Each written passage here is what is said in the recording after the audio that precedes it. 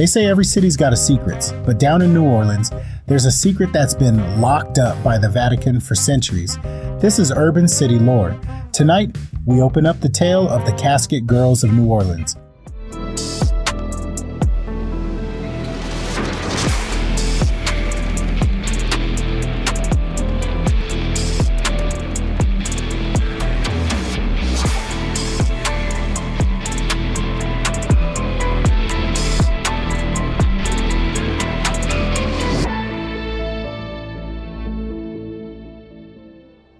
Back when Louisiana still belonged to France, the colony faced a bit of a problem.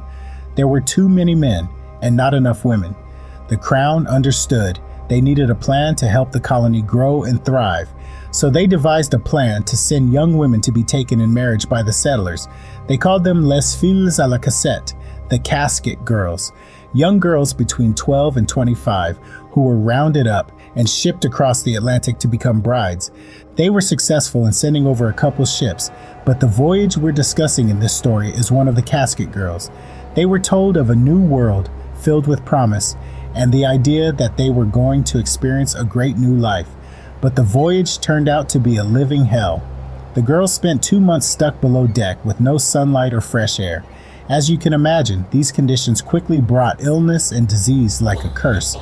They soon came down with typhoid, tuberculosis, and scurvy.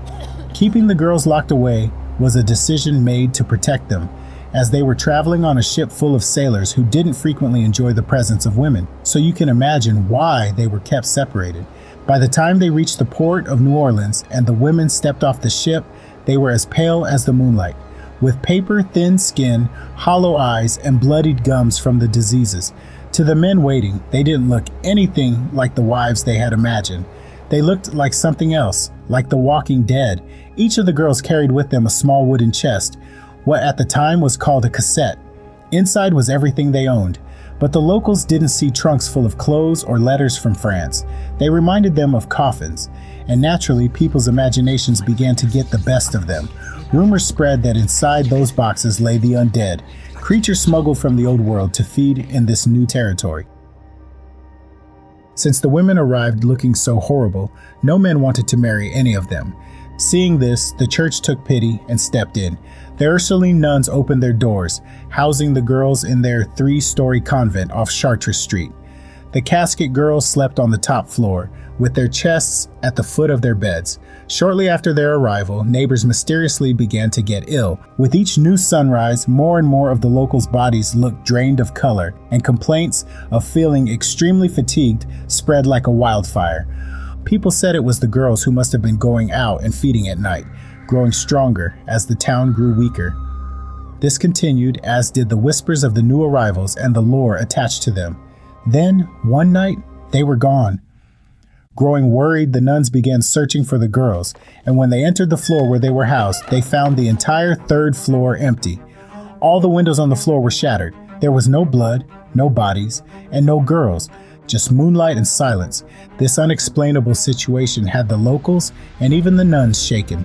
Without any explanation, the Pope ordered the church to seal the attic with hundreds of iron nails, each one having been blessed by the Pope himself. Centuries later, the Ursuline convent still stands. However, there has been no explanation as to what the church was trying to keep shut up on that 3rd floor. It is said locals, to this day, do not walk past this convent from midnight to sunrise, and that 3rd floor of the convent is still sealed, with no entry and no explanation. Some speculate the girls were simply sent home. Others say they never left at all.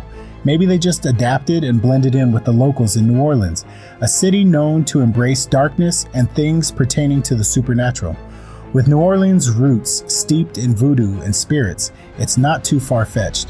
But here's what many people can't shake. The church sealed the 3rd floor not with just regular nails, but ones blessed by the Pope and never told why. What exactly were they trying to keep locked away? Or what were they trying to keep from getting out? What do you think?